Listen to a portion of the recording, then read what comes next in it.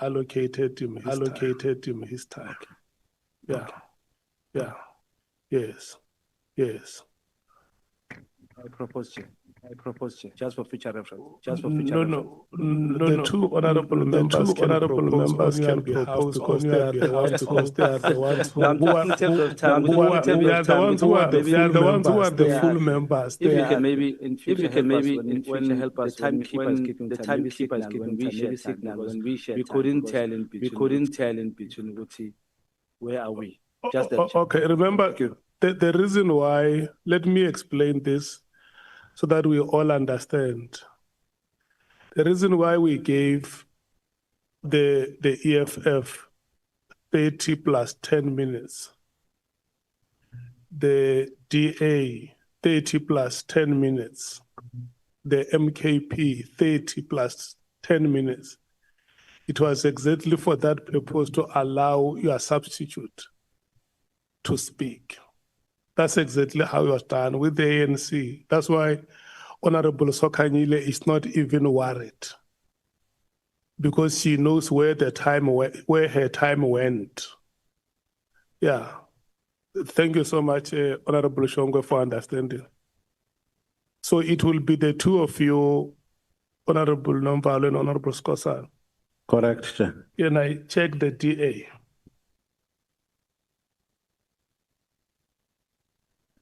Yes, Chair, it's just myself and Honorable Schikkeling. The two of you, you share the 30 minutes. Thank you so much. That's correct, Chair. Yeah. It shouldn't even, sorry, Chair, it shouldn't even take that long, but yes, we'll share it. Okay. We are going to start with the ANC. Your 1 hour starts now. Thank you very much, Chairperson. Yeah, I know that I'm standing between us and leaving soon, so I'm going to try and be as benevolent as the chair and be economical with time. General Mkwanazi, thank you so much. I want to thank you firstly for all the time that you have dedicated to this process. I think even before the 6th of July and the work that you have been doing, I don't think that there's anybody in this country who does not appreciate the courage that it would have taken you to get to this point. So I really, really want to echo those members who have already passed their gratitude to you. General, I just want to get some of the political issues out of the way arising from your statement. I think it was this morning that you said, after the 2007 conference of the ANC, many of the police officers were recruited to cope. You then said yesterday, as part of your testimony, that you had been approached again to join a political party, which I assume was recent.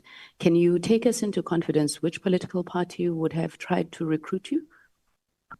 No, there was no specific political party that tried to recruit me, but there was a statement made by EFF that says all wanted me to join them, but they never approached me. It was just a statement. No, we know you know, yeah,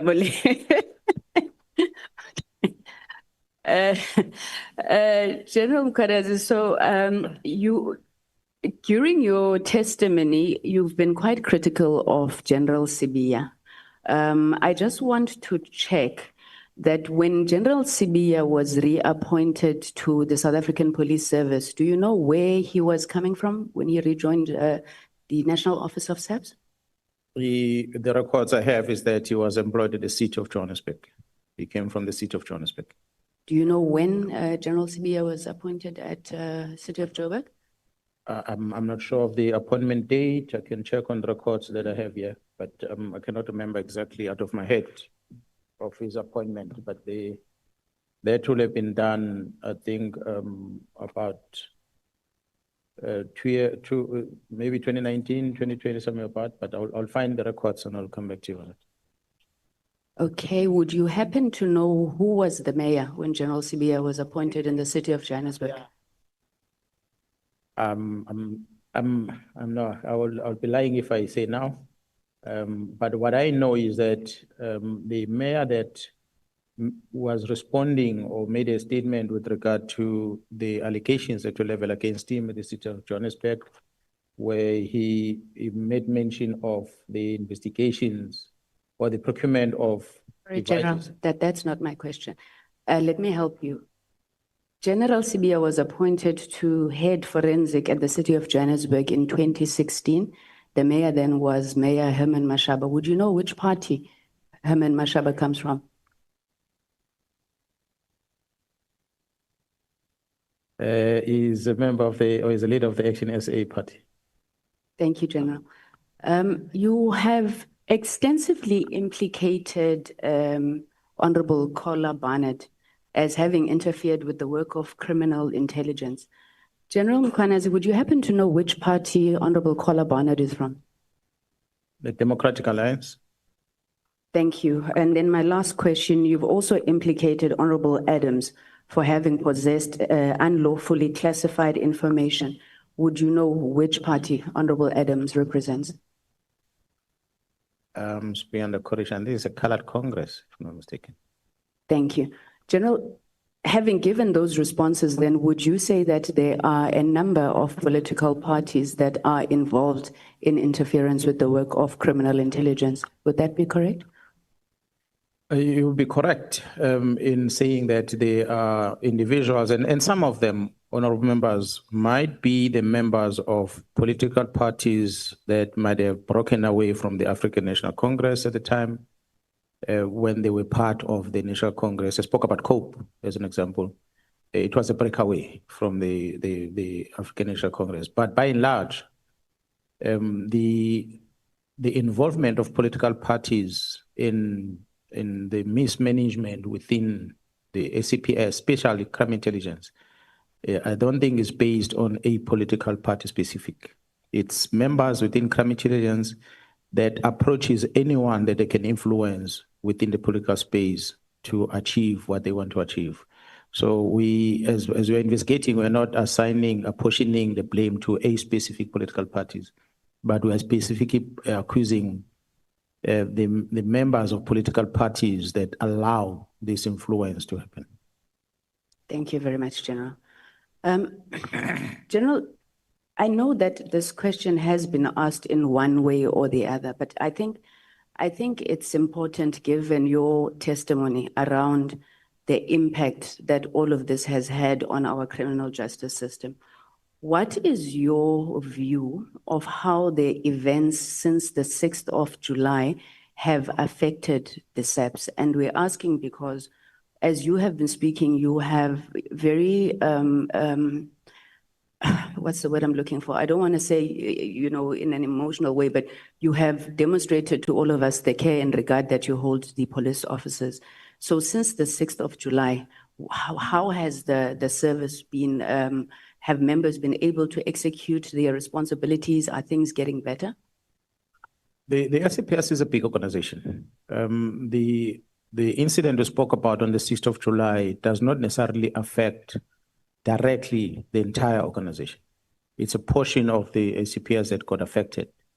And of course, whatever that people has been speaking about out there, that seems to be painting a bad picture in the ACPS. But what we've seen is the outcome, an impact that our activities on the 6th of July has had in the ACPS is most of the time brings about hope into the intervention that the government and the executive is taking to try and create some stability in the organization.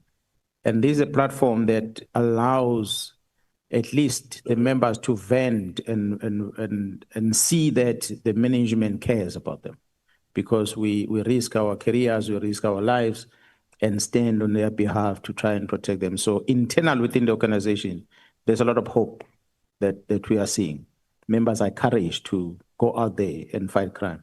Even those that were a bit demoralized, they now have a bit of hope that something good is coming out of this, and therefore they will be able to do good going forward.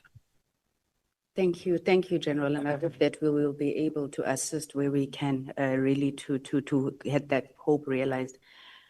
Generally, our terms of reference as an ad hoc committee obviously are very much geared to finding solutions. Now, you've made comments about officers capturing ministers. And we asked this genuinely, that how do you think it can be prevented? Because you've said in certain instances, it is unknowing, or, you know, a similar word. What do you think needs to be done in your view? Is it a pure policing responsibility, or does it go beyond that? Within the SAPS, it becomes a bit difficult if certain individuals within the SAPS are not going to be able to be standing firm in protecting the institution, and then allowing the executive authority to abuse the system. But I'll request an oversight body to look at the mechanisms that are already in existence. Like in this case, I made a reference to the establishment of the office of the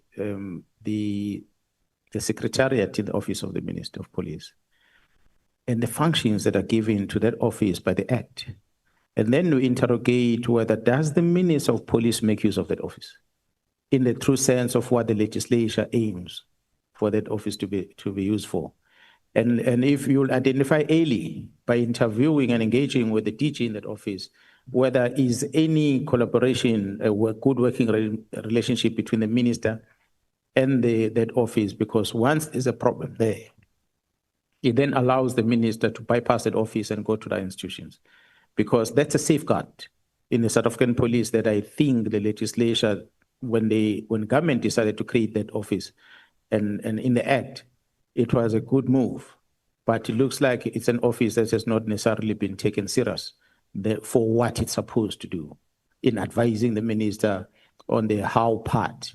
We've got many entities that report to the Minister of Police.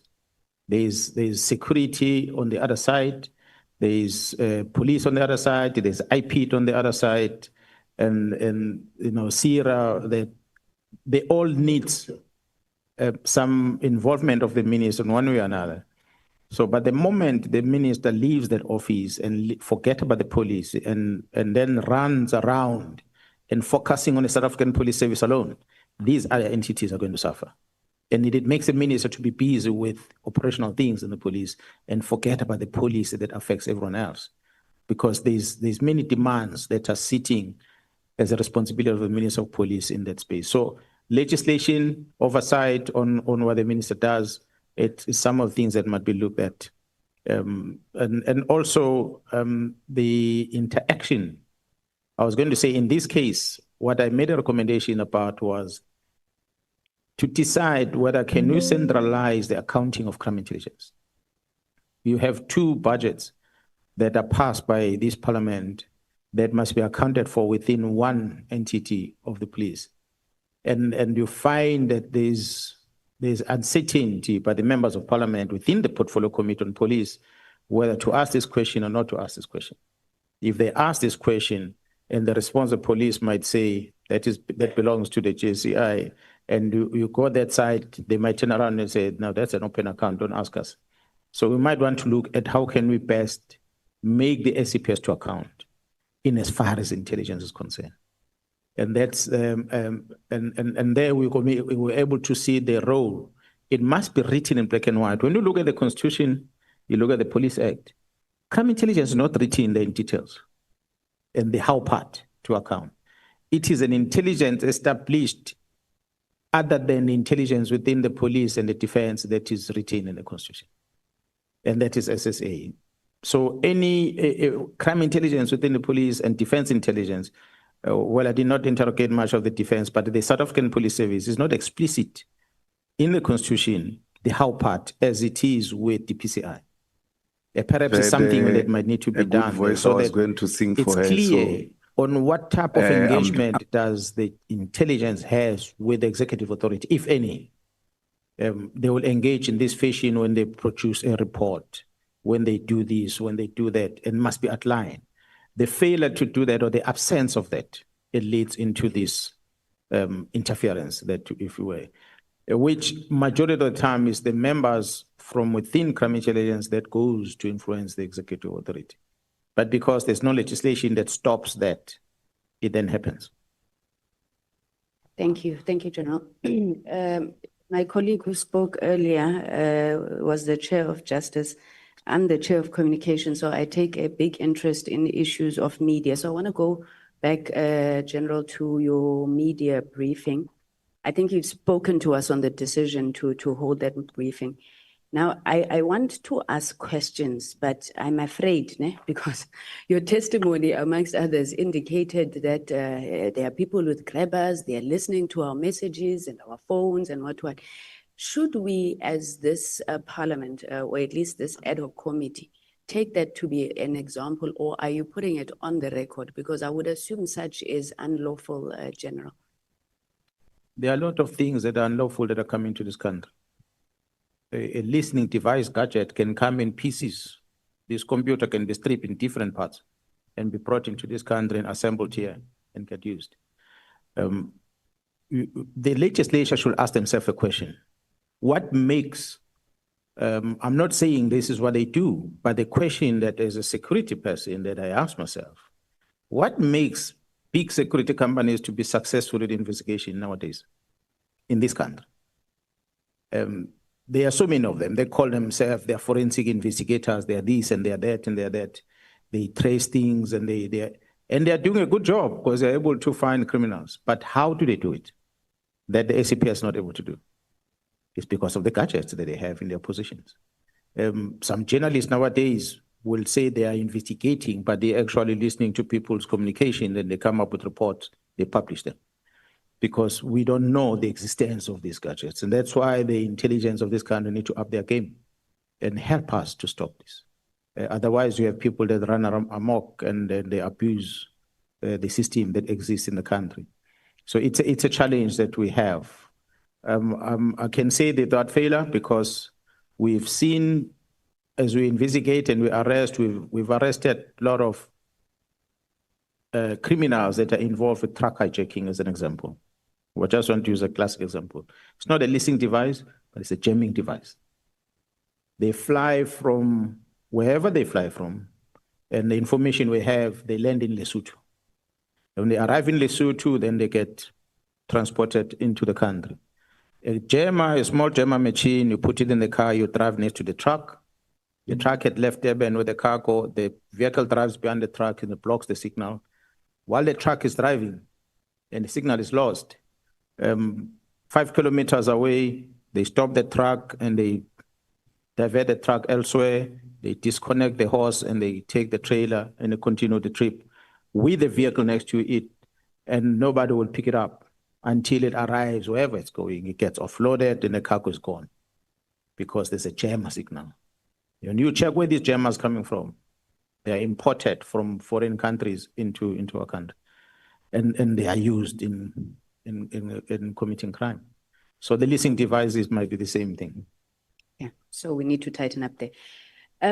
General, the questions that I'm going to ask you, and I'm being very, very careful. I started off by saying that we truly commend the work that you're doing, but I also would not want us to be accused of dereliction of our duty as Parliament. You know, we've been there before.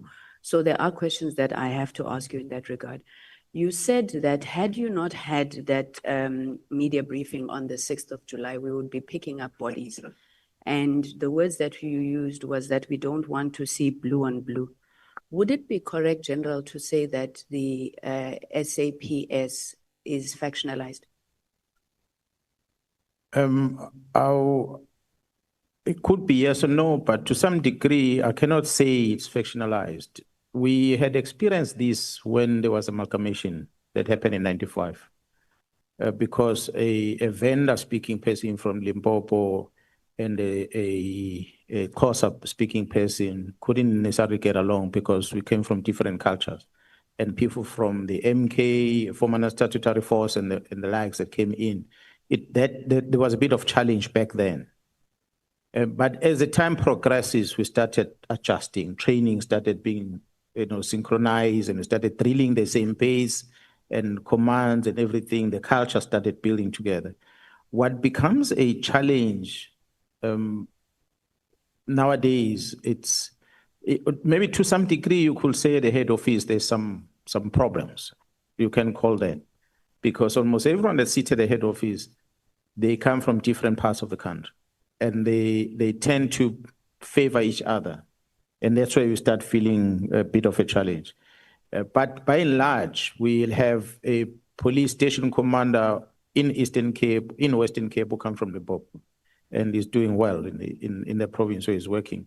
So that cross-pollination in the province, I don't think factionalism in terms of that exists in the organization anymore. Politically, then we have a problem.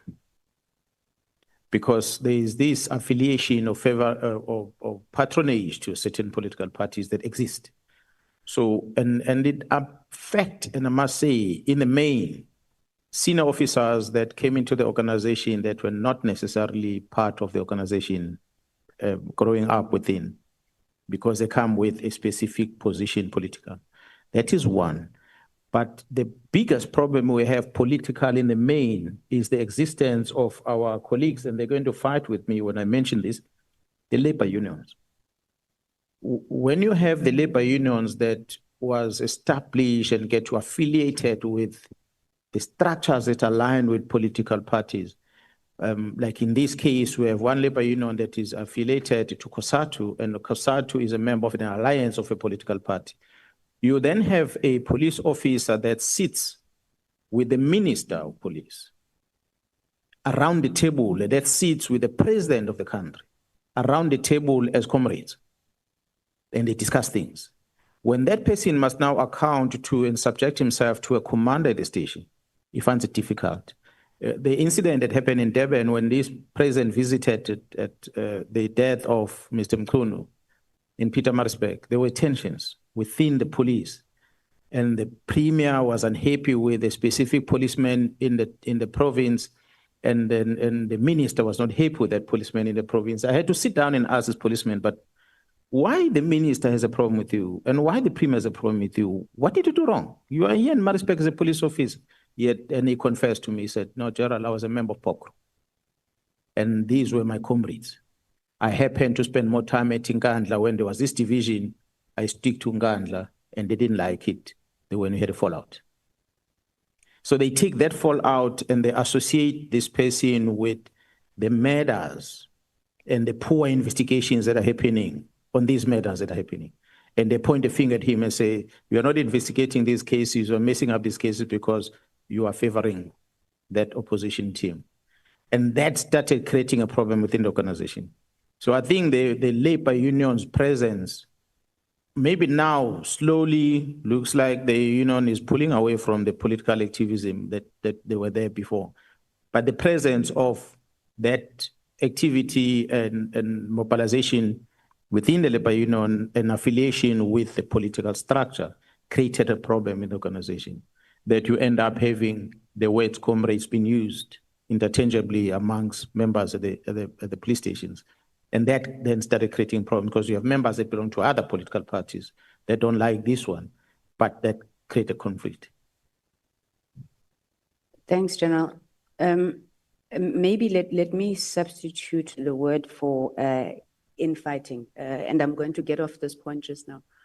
General, when you were acting National Commissioner, is it correct that General Khumalo was head of counterintelligence and General Masemula was acting head of criminal intelligence? General Khumalo was a brigadier. I had deployed him at crime intelligence as the acting person. The head of counterintelligence at the time, I cannot remember because there were a few generals that I had temporarily removed from crime intelligence and placed elsewhere while I deployed these ones on an acting capacity. So he was just there acting, not as a permanent. General Khumalo. Yeah. And General Masemula? Masemula was the acting divisional commissioner. Thank you. General, there's an issue that concerns, I suppose, Parliament and society as a whole, the issue of whistleblowers. It's coming across that South Africans, we are losing a lot of whistleblowers. And whenever we raise these issues in Parliament, we are told that there's a protection services and witness protection. Why are we failing South Africans in the regard of protection of whistleblowers? I think the problem that from my assessment of the real whistleblowers, the people who are privy to sensitive information is that they share that information at the wrong platforms. If you have incriminating information, the best place to take it to is the law enforcement environment so that they do something about it. But if you're going to take it into a media house so that it gets published and that gets leaked, that you are the one that came with it, that media house is not going to give a safe protection at all. They won't. They take your information and make money out of it, but you're not going to get protection. But if you take that information that you have and approach the highest office of the law enforcement and you present and said, I want to present something to you, come and you disclose it. And you say, from now on, my life is in your hand, I need security. And if that person doesn't act on it, then you can go and report in another structures. If that's what the whistleblowers will do, it will assist. But to blow a whistle about something supposed to be criminating, but you're not blowing it within the law enforcement environment, you are blowing it just in the air, then you're going to be attacked. Then who to blame after that? Blame government? Blame the law enforcement? How did they know about you being a whistleblower? Sometimes it becomes a problem. So you'll find that so-called whistleblowers, some of the people, they will raise issues within their own environments, tell their executive about the wrong that are happening in places. But if those things are criminal in nature, even that whistleblower has an obligation to approach the law enforcement, because that's where you're going to get protection. And then you can demand the protection there. But if you're taking it to your own bosses at the workplace, and you hope they're going to provide you, it's going to be another challenge to get that. That is what whistleblowers in the country need to understand. That sometimes you need not to show your face. You just have to take information and supply it to law enforcement and say, I request an investigation on this, anonymously. So you are whistleblowing. I'm sorry, General. Yeah, it's a very, very serious matter. And I think and please, thank you for that response. Can we do more? And what should be done to protect whistleblowers? Beyond the fact that they come and report to you, unless you are saying, you are satisfied that if they come to law enforcement, they will be protected. And the whistleblowers that are dying in the country are outside, but can more be done? And have you perhaps applied your mind to how that could be done? In a country like South Africa, where a criminal is protected in the sense that he's protected, it becomes a difficult task to protect the whistleblowers. I can see that without hesitation. If a whistleblower is going to talk about a specific individual that is involved in the wrong, and the laws of the country allows a speedy response in removing that person away from society, that will give about comfort to the whistleblower. But with the absence of that, and with the lengthy court processes that we have as a country, it then allows the perpetrator to then victimize the complainant or the whistleblower. So to give comfort to the whistleblowers, my recommendation would be try not to make yourself known. See something, say something about it, but try and hide your identity. Because the moment you become known as to you are the one that are causing this problem, you're going to be attacked. And the likelihood of you being protected is going to be slim. I must indicate a protection of a whistleblower, if a full protection that will need to be provided, it disorganizes your family lifestyle, because we take you away from where you stay and we send you somewhere else in the place that is foreign to you, and you stop doing the things that you used to do. I'm sure how many of you that have bodyguards that walk around with bodyguards. It's a very uncomfortable situation to walk around with bodyguards.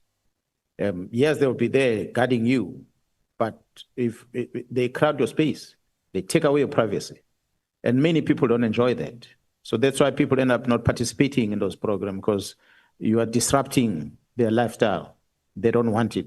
So when they say they don't want it, then they get isolated and they get killed. And that becomes a trial. So that's my recommendation, can only be that while the government can try and create structures to provide safety to whistleblowers, but by and large, with this level of crime and corruption that we have in the country, whistleblowers must try and hide their identities. Don't make your identity known. Report something via someone if you need to, but try not to make your identity known. Because the moment you make your identity known, you become a target. Thank you, General. General, you spoke extensively about the unification of the SAP and Homeland Security, but also the decision to demilitarize SAPS. What was your view, or what is your view about that decision to demilitarize from a force to a service? And then also the reversal, I call it reversal by stealth, where again, you would have had, your titles changed back to military titles. What is your view on demilitarization, and do you think that's the way we need to go? Yeah, well, I happened to work at Division HRD, and I sat down with the commissioners that were behind the National Development Plan, and I asked them these questions. What were you envisaging when you came up with this on the NDP? And the answer was just simple. We were getting rid of the ranks. That was their demilitarization, nothing else. And when you go back to the military ranks, that means you are militarizing again. So that was their conclusion. So when I said, but our methods of operations and the likes, we did not have a problem with that. They said, no, we never had issues with that. You are a service, you serve when it's time to serve, and you combat when it's time to combat. So we never had a problem with those approaches. But because you moved away from the civil ranks, titles, to a military rank, we felt that you militarized. But I'm going to invite the ad hoc committee to get those commissioners, if they're still alive, that authored that document, to come and explain you what was in their mind when they wrote that. And so I felt then if that was the case, we go back to what the Constitution says, and a simple amendment on the regulations, you get rid of these generals' ranks, and we continue with what exists as commissioners, and problem is solved. That means we tick the box on what the NDP has envisaged, because that's what I picked up from them. But in the true sense of things, and I think the things we are doing in the police as we are operating is far more different than how it used to be done in the past. I think the legislation is directing us to behave differently towards the citizens. The court process forces us to behave differently towards the citizens. So I think there are already those controls that exist. I don't see us going back into how things used to be back during apartheid days. The decentralization part in relation to my recommendation, it was more about trying to mitigate the risk that we've seen. The powers vested upon one person. The mere fact this team wanted to ascend someone into this high office, it was because this person was going to be able to control the entire country. Then that becomes a risk. That's when I said, no, but beside the workload that we've been complaining about, this is a new threat. This is a new risk that we are seeing now. Let's mitigate it in this fashion. That's my recommendation based on that. Thank you, General. General, I was asking about demilitarization, and what I'm getting from you is that there's no difference. I'm very concerned about the camouflage that you wore. You've explained why. Now, it's happened. I mean, you get a lot of credit for the work that the police are doing in KwaZulu-Natal, and I think you've become a very trusted figure there. But when you come out in camouflage, and you explained, you said you were in a mode, are you not worried that you would create a precedence that may be emulated, that now we have moved from this democratic state, we're almost militarized in our approach, and you then becoming the face of that? No, I'm not going to be worried, because within the SCPS, the camouflage is known as to who wears the camouflage. There's no confusion in the SCPS. In the public, yes, there might be confusion, but internally in the organization, every employee knows that that uniform belongs there. That is not the only camouflage we have. That's a special task force. There's another camouflage for the presidential unit. They walk around these passages all the time. You see them with the president. It's a camouflage. So it does not create much of the problem, although we are against it when it started, but it is there and is adopted in the organization as one of the things. Perhaps honorable members might want to interrogate some of the reforms that should have been there as recommendations when this organization, South African Police Service, was formed in 1995. One of the recommendations which maybe was omitted, if we're to introduce it, might have an impact financially and otherwise. One of them was that we said we are amalgamating 11 police agencies, but in the reality, we did not do that. In the reality, we allowed the South African police, the national government, law enforcement, to consume all these other homelands into it. because we adopted the culture and practice and everything else for the SAP. There's nothing that was borrowed from Ciskai, Transkai, Kazankulu into this organization.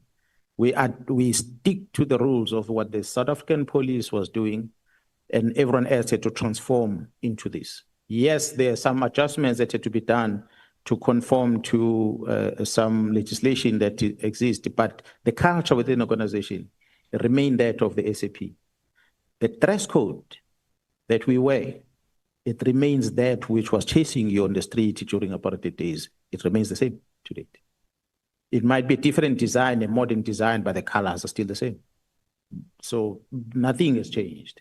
So if we really want to transform from what the SAP used to be, we might look at the dress code. There's some of the things that were recommendations back then which were not implemented. General Celoni came in, he spoke about it, but there was no movement in terms of trying to introduce changes in that. So we still stuck to that uniform that we have not changed. The camouflage is one of the uniform, the task force camouflage I was wearing is one of the uniform that was there in the past. When a decision was taken for the SCPS to get rid of camouflage, special task force was the only one that was allowed that these task force members can remain with the camouflage. Hence their dress code today, it's camouflage. They don't wear blue uniform because it is there and is provided for in the dress code of the police. So it's some of the things that the committee might want to, or the portfolio committee might want to start looking at whether do we change this or we don't change this. Thank you, General. I'm going to try and move a little quicker. General, you've raised concerns about members of the media who have been given access to classified information for publishing. Now, you then said that you would want counterintelligence to investigate this. Do you not think that this is not a bit, you don't think that this is overhanded? I mean, there are forums to deal with complaints against the media. Don't you think that going the counterintelligence route, why would you want to use counterintelligence to deal with media and journalists? We use counterintelligence to investigating anything that is a threat to the national security of the country. So if a journalist is a threat, it needs to be countered. I said in correcting myself, that it is not the media house, but it is individuals that are employed within that media house that have been handled by the rogue elements. So therefore, you cannot ignore that and say, we're not going to launch all our full force investigation towards journalist that is involved in the wrong, simply because he's wearing a badge of a media house. We'll investigate. General, can I just clarify? So is the problem the story that is written, what is reported, or is it the source of the information? Where exactly is the problem? I'm raising this because, I mean, obviously there are a lot of things that the media writes that many of us don't like. We don't have counterintelligence, but is it the report itself, or is it the information, the source where they get it from? When the information, let me talk a typical example of what has happened recently. When we are told about the report that comes from that's supposed to be produced by the Inspector General of Intelligence, it's supposed to be in a position of the minister of that department that is registering a complaint. It's supposed to be with the Inspector General of Intelligence. It's supposed to be with Parliament, Joint Standing Committee of Intelligence. But when you find that report being presented by a journalist in an article, it means someone has done something wrong. So then the investigation must be launched. It is not the investigation against a journalist per se, but it's an investigation against the leakages of that. Journalist is a recipient, meaning is part of people that participated in the criminality of distributing that sensitive information out there. And it must be held accountable together with the people that pass that information to him or her. That's the type of investigations I'm talking about. That will make even the journalist to be responsible with information. When you get something, start reading about whether this is classified or not. Speak to your editors and say, what risk this is going to bring to the institution if we go out public with it? Shouldn't we take this and present it to the right authority ourselves? It came to attention, let's take it to that authority and say, do something about this, we're keeping a check on you, we want a report of what you're doing about it. A couple of months later, they demand the report and say, we presented this thing to you, tell us what you've done, and then they can write a story. But if they themselves are not doing that, become responsible citizens, and helping us to stop those internal, because they're saying they're protecting sources. I read the WhatsApp of a deputy national commissioner. If a deputy national commissioner says, I've got a source at crime intelligence, and yet he's a boss of crime intelligence, but he says, I've got a source at crime intelligence. He takes that information, sensitive as easy, give it to a deputy minister. A deputy minister will say, well, there's nothing wrong with it. And he keeps quiet with it. He has an obligation to discipline this general and discipline anyone else. Then while on the other side, it is an investigation of the complaint. But there must be consequences of those that are bringing the complaint in that fashion, because then they are bypassing the process. Thank you, General. I think it's my second last issue. I want to go back to this matter that I tried to raise yesterday, and Honorable Malema shut me down. Your visit, General, with Mr. Ngabinde to Minister Mchunu. Now, you said today that you went to see him because he's a high-profile person in the province. Okay, I don't know. I don't know if it's the norm. And I'll be honest, I did ask a few ministers, and I said to them, do the provincial commissioners in your provinces just come and see you because you're a high-profile person? And that was not the answer was in the negative. So my question, General, is why did you go there, knowing, as you said to us, that Mr. Ngabinde, I'm not sure the word that you used, something like that, he was a shady fellow, and you told Minister Mchunu at that meeting. So what was the purpose of the meeting? What was it to discuss? And then you then said to Minister Mchunu, this is not a good guy. No, let me correct that, Honorable Member. The last part you're talking about was to the acting Minister Kachalia, not Mr. Mchunu. Was a recent meeting that was held in Pretoria at the Pretoria College. In the presence in that meeting was the acting Minister Kachalia, the National Commissioner, and the two deputies, and myself. That's where we discussed that. The original meeting of Minister Mchunu, at the time he was not in the police. He was not a minister in the police. I said I was close to Mr. Ngabinde. I might not explain to where did we go first before we passed at the minister's house. But we eventually passed the minister's house, where he said, no, he wants to go and see the minister. And I thought there was something strategic, maybe some of the serious things I want to talk about. But we ended up, the three of us, just sitting together and talking general until we left. So I thought it was just a meet and greet, and also just give assurance that he knows the minister. Yes, on hindsight, I now realize perhaps it might have been him trying to impress the minister that he's close to me, that the minister shouldn't worry about whatever they think he might need to be assisted on, because I have this relationship with me. I suspect maybe that could be the reason. But there was nothing wrong on what we've done. I had met many other people. Some of them might not necessarily be in the executive position in the past, but through meeting through someone else, let me meet so-and-so, they meet so-and-so. Some members here in this portfolio committee, I met them in that fashion. When the senior officer wants to see you, or the member of government, or the leader in society that wants to talk to you, I meet with them. Some of them come to my office, some of them I meet them wherever we engage with. I don't discriminate against anyone. Taxi people, bosses, I meet with them. General. But General, the reason I'm asking this is that, did you know at that point that he was a person of interest in the matter that you were talking to us about? I said when I started, honorable members, that when I met the minister, he was not in the police, so he had no business with the police. He was a good man dealing with water, if I'm not mistaken, at the time. So there was no relationship with the police at all. Ngabinde was unemployed, was not even working at the office of the minister. So there was no anything that's got to do with work at all in that engagement. Fast forward, the minister approaches Ngabinde, say, I want you to be chief of staff. I'm now being appointed as a minister of police. That's where then the work relationship started.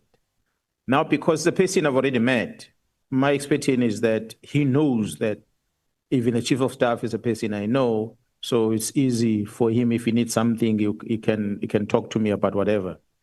That's why it was easy for me when this letter came out on the 2nd of January 2025. It was easy for me to call Ngabinde and say, please arrange a meeting between me and you and the minister, because I wanted to talk serious business now. I was still under the impression that the person I met before, because there was just a social meeting, it won't be a problem for minister to meet with me, because at least he knows my face now. But unfortunately, that did not happen. Thank you. General, I'm going to push you a little bit on the IMC, because you said if that letter had not come out, we would not be sitting here, amongst other things. Have you participated in other IMC support structures before, like task teams, outside of this one, the political killings task team? I've been involved in South Africa and abroad, where there's a lot of interventions done by this government. I've been part of it. Okay, so an IMC, please let me know if I'm correct. An IMC would be able to give a political policy direction. I see that we've used them interchangeably, to establish a task team, its duration and its disbandment. Am I correct?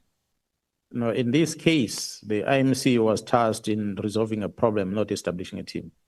Theirs was to make sure that there is a strategy, a plan put in place to deal with the problem that must be satisfied to satisfy the executive authority.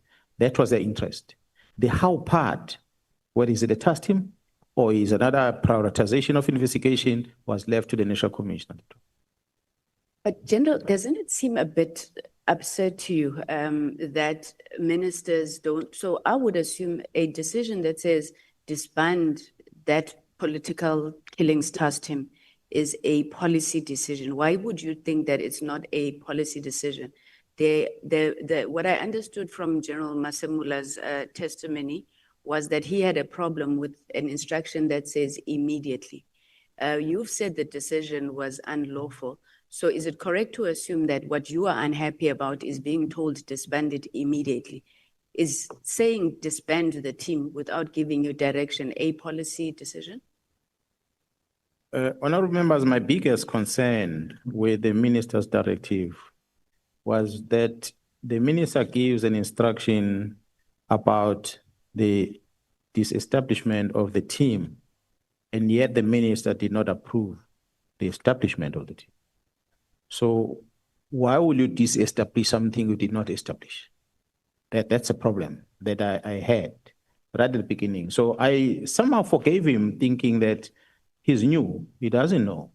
That's why I felt that I'm responsible, I have a responsibility to brief him about the background and history of this team, so that this decision that he have reached is informed by something. So what I'm paging through here and I'm trying to find, and I'm not sure where I'm going to find, but there's an annexure in some of the documentations that I have on the statement that I deposited at the commission with regard to the very first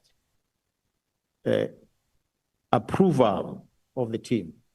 That letter, when I find it here, I'll be able to reference that in the approval of the task team was drafted. My first signature was me, proposed this is what we want to do.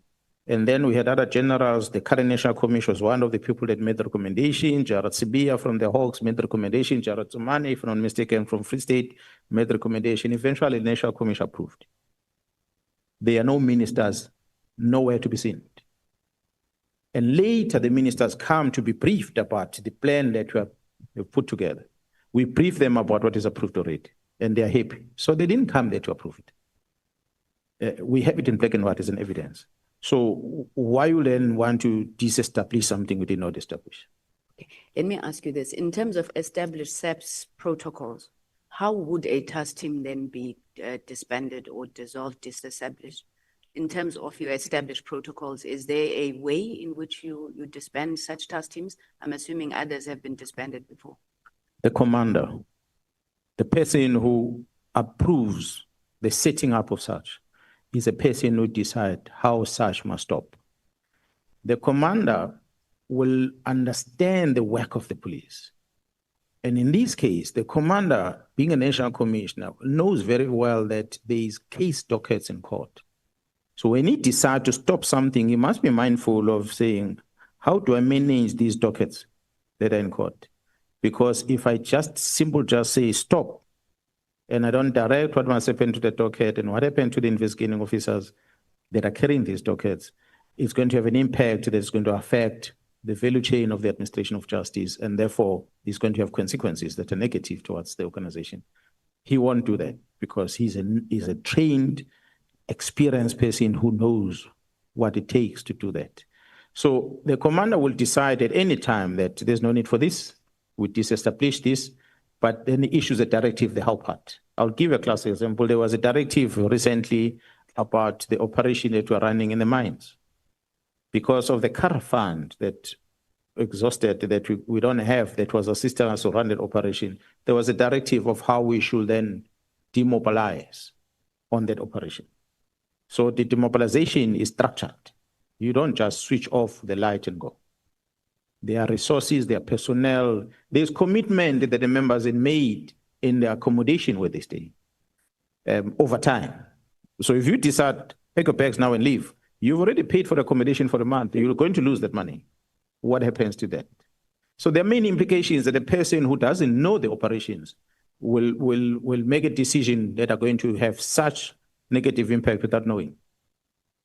I'm going to ask two questions together. The PKTT, how many cases did it resolve and at what cost during its lifespan, if you've got those numbers, General? And then was any part of the work of the PKTT funded from the COVID fund, that slush fund? My last question relates to the president that you spoke about. Were you happy with the response of President Zuma in 2011? What do you think President Zuma should have done? At some point, you referenced that General Fani Masemola spoke to President Ramaphosa. In your view, what information relating to this operational issues of PKTT and what does a president generally have access to? So is this information that presidents generally know, they know how to respond to it, they've got it on their fingertips? I'm speaking especially on that matter as it relates to President Ramaphosa. My final question, General, and I promise this is the final one. You said something about the appointment of National Commissioner, or you spoke about how a National Commissioner was appointed, and you said Paul O'Sullivan had a list that he had to okay. Now, when this National Commissioner, General Masemola, was appointed, there was an open process that was public around the appointment of the National Commissioner. I think a similar process has started now, I think, for the NDPP. What are you saying that it was Paul O'Sullivan's process? Thank you, General. Well, maybe because I couldn't capture all the questions. The last part, the appointment, we know for the fact that it is the president's process to appoint the National Commissioner. But the process that was taken that landed into the president appointing, it is my understanding that there was a group of generals in the police that were invited for an interview. And there was a panel that was set up, and the Minister of Police was part of that panel, General Cele, and people were interviewed. And the names then were submitted at the president's recommendation that should allow the president to decide. But it looks like perhaps between that process, the completion of the interviews, and before the president appointed, maybe, I'll be under correction on this one, maybe Mr. Paul O'Sullivan intercepted that recommendation list. And whether he was approached by whoever that he claims to be approached, that they approached him to vet that list that comes from the panel to decide whether amongst these ones, who's the best. And because he was saying that he was giving these names and he had to profile them and give it back to the president. Is Mr. Paul O'Sullivan who says that. So if he comes here and he says, and he said it publicly, that's what worried me, that when a private person like him can come and claim that he participated in the appointment of the National Commission, then means we are doomed as a country. So if he's invited to come here and he come and confirm that what he said in public, is a person that tends to talk freely. So I believe he will speak the truth as to who approached him to do the vetting and what was the role of that vetting and why did he do that? And then you can ask the people that assigned him to do that, because he's not a member of government. We have state security, with many other intelligence environments that could have profiled the people, but looks like he was chosen. But who chose him? I don't know. But I know that there was this process was done of interviews before the signature of the president, which I think, if I speak under correction, I do not know what had happened in the past in other appointments of national commissioners, but I think this might have been the first one where there was a panel that sat and people were interviewed. In the past, like it happened with Ramaphosas, you just saw a letter, yes, this person is appointed as a national commission. You go on Google to try and check who's this person and what is the profile of the person. We had to learn when she appeared before us to know who the person is. There were no interviews and stuff done prior to that. So this might have been the first. Might have had his own flaws, but at least there was an interview conducted there. Thank you, Honorable Sangoni. Thank you. Although you didn't answer me if any funding of the PKTT came from the slush fund. Oh yeah, maybe I should respond on that one. And that's why I said you asked a couple of questions. The PKTT we presented before the commission, and I annexed the performance of the PKTT. That presentation was made before this portfolio committee in the past. And I will, once I get the reference into it, Honorable Chair and honorable members, I'll be able to show you exactly. But the PKTT's work and successes, I sit here on my NSM 3 and it's sitting on page 30. If you go to that NSM 3,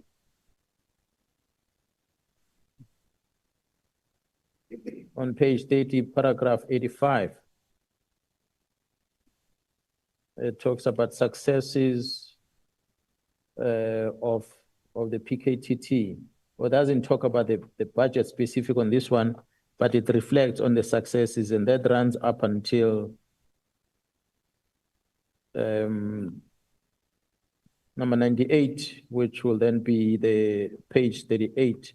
And this is on the statement that I deposed at the Madlanga Commission as a reference as annexed here, NSM 3, for your own reading.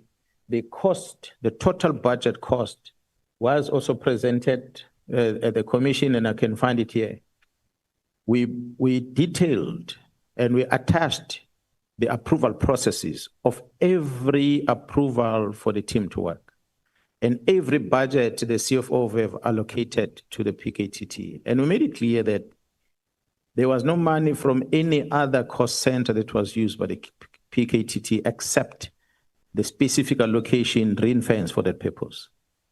So the story of police station money that Mkwanazi, as honorable member Kona Barnard said it, I take money from police stations and I send to PKTT. She says it in public. She doesn't invite me to parliament to come and answer that, but she says it in public. And there's money from Crown Intelligence that is used at the PKTT. These are all malicious stories that were published out there, but with no facts on them. We come and account for every cent of government, and we present before this portfolio committee on police for them to hold us accountable. And we can bring these details. If they're not here, I can give this to the ad hoc committee so that you know every single cent that was ever used. There is analyst that says, so much money, 500,000 rand used on laundry. How many people are washing clothes? That's in academia, honorable members, who shows a capacity of not able to think as an academia. You take 500,000 rand, you don't even know how many members we're talking about. And you divide the cost of this washing over so many years, 2018 to date. How much it translates you to per day or per week washing. Then you'll be able to get into this figure. So sometimes we take the number, I said, so millions of rand have been spent. And we don't calculate as to for how long has this project been running. Is this money justifiable as compared to the other operations that have run this long? Then you can draw comparison. But if your thinking capacity is challenged, you're not going to reach that conclusion because you won't apply the tool they're supposed to apply to reach a conclusion.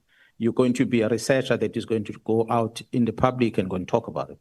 And when some of us listen to it, we get disappointed because these are the people who teach our children at school that come and tell us, South Africans, about the quality of their knowledge of a subject that they're supposed to teach children when they present before us. It's disappointing, to say the least.